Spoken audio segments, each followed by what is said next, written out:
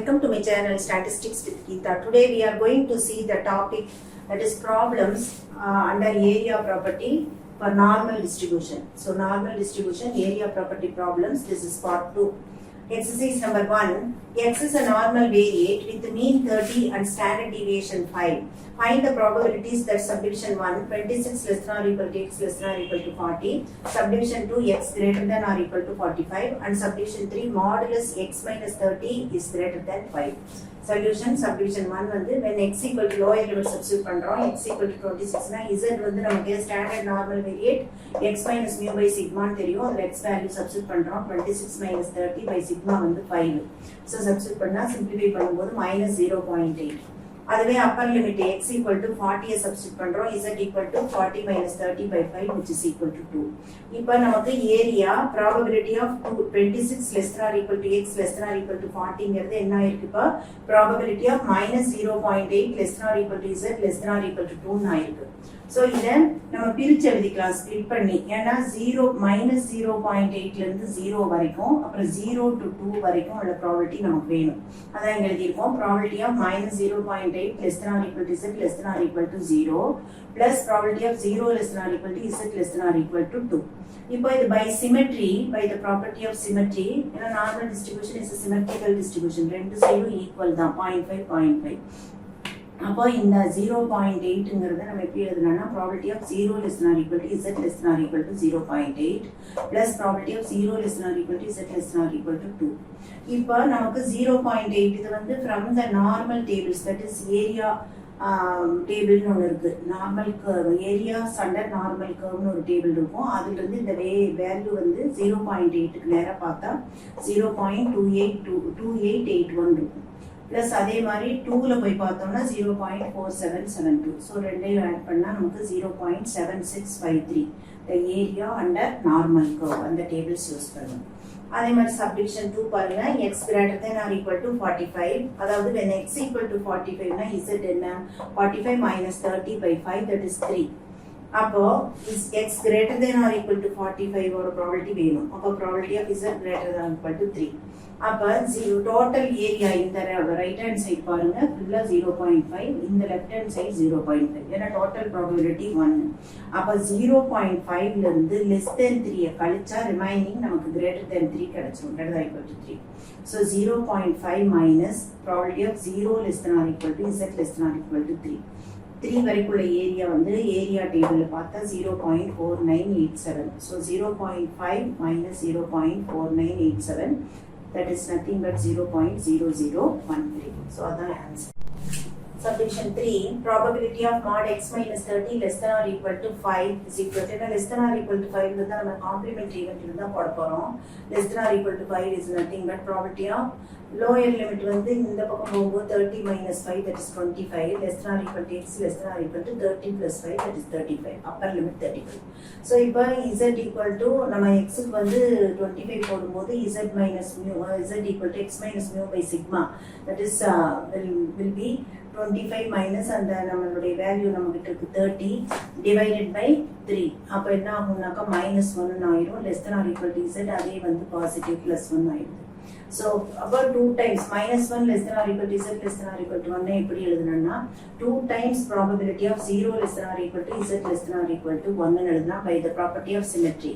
So 2 into இந்த வேல்யூக்கு மட்டும் நம்ம 1க்கு நேரா பார்த்தோம்னா area டேபிள்ஸ்ல 0.3413.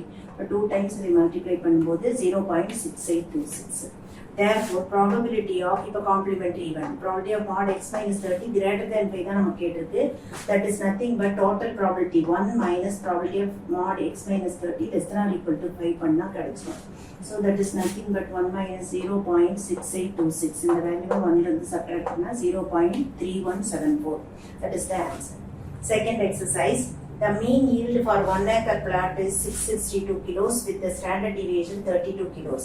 Assuming normal distribution, how many acre plots in a batch of 1000 plots would you expect to have yield subdivision 1 over 70 kilos, subdivision 2 below 650 kilos, and subdivision 3 what is the lowest yield of the best 100 plots? So solution for me, if the random variable x denotes the yield in kilos for 1 acre plot, then we are given that x follows normal mu comma sigma square, where mu வந்து நம்ம கொடுத்திருக்கு 660 kilos and sigma வந்து 32. So இப்போ நம்ம first subdivisionல probability of x greater than 700 கேட்டிருக்கு. So probability of x க்கு வந்து 700 வந்து substitute பண்ணோம் அப்படின்னாக்க z உடைய value 700 minus 662 by 32. That is 38 by 32, which is 1.19 ஆகும். Therefore probability of z greater than 1.19. அதை வந்து எப்படி பண்ணலாம்னா 0.5 இருந்து probability of 0 less than or equal to z less than or equal to 1.19 பார்த்து subtract பண்ணணும். So 0.5 minus 0.3830. இந்த வேல்யூக்கு வந்து நம்ம பார்த்தோம்னா ஏரியா டேபிள்ஸ்ல 0.3830. So அந்த 0.5 இருந்து கழிச்சோம்னா 0.1170.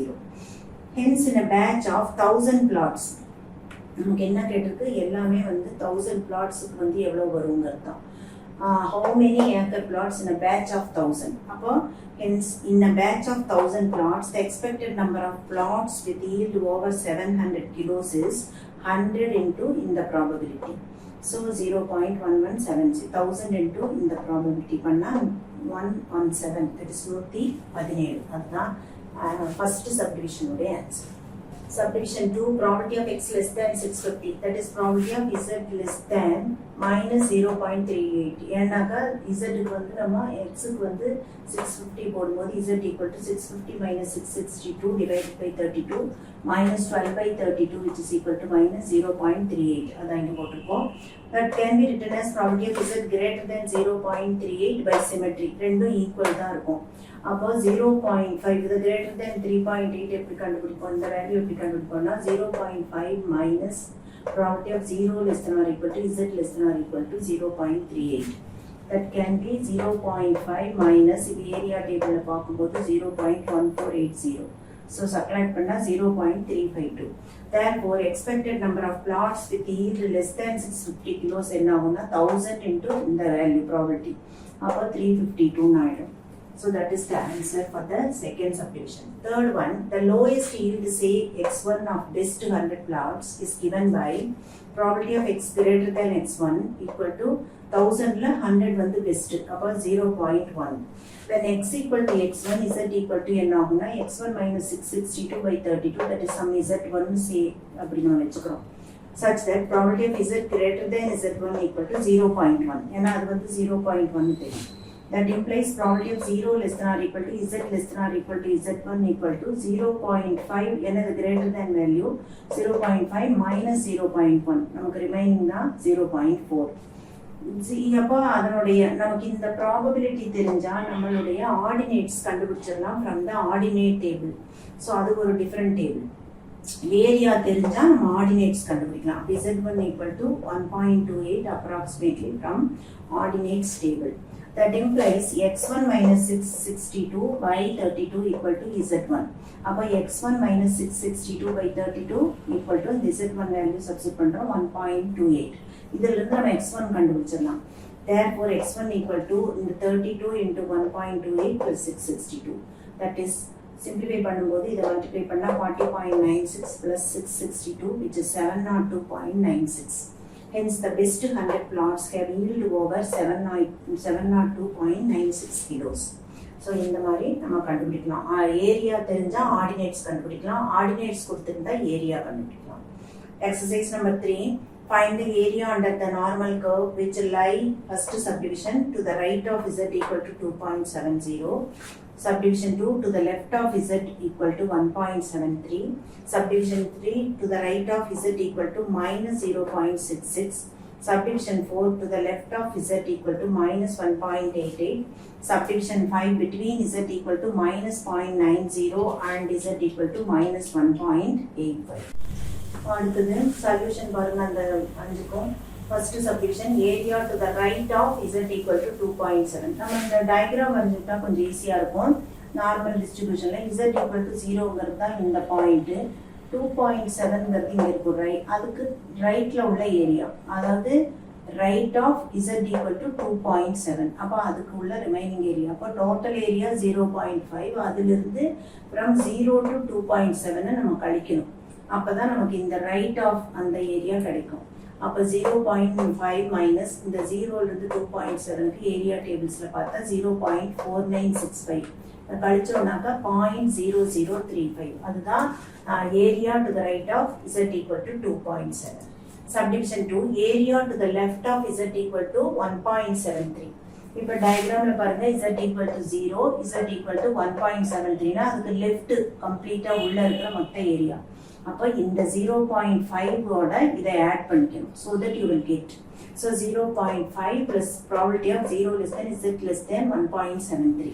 So 1.73க்கு நீங்கள் ஏரியாவில் பார்த்தீங்கன்னாக்கா 0.4572 வரும். அதை 0.5ஆல் ஆட் பண்ணிட்டா 0.9582. ஸோ இந்த area to the left of எல்லா ஏரியா கிடைச்சிடும். அடுத்தது third one area to the right of z equal to minus 0.66.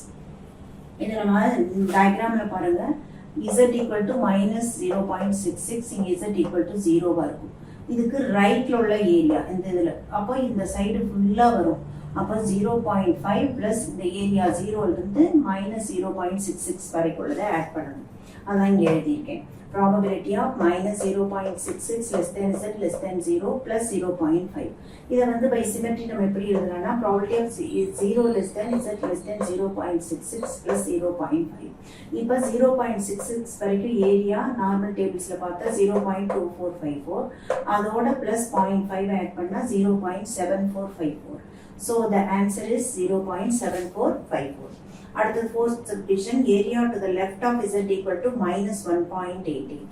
இப்போ டயக்ராமில் பாருங்க z equal to 0 z equal to minus 1.88. So இதுக்கு லெஃப்டில் உள்ள ஏரியா கேட்டிருக்கு.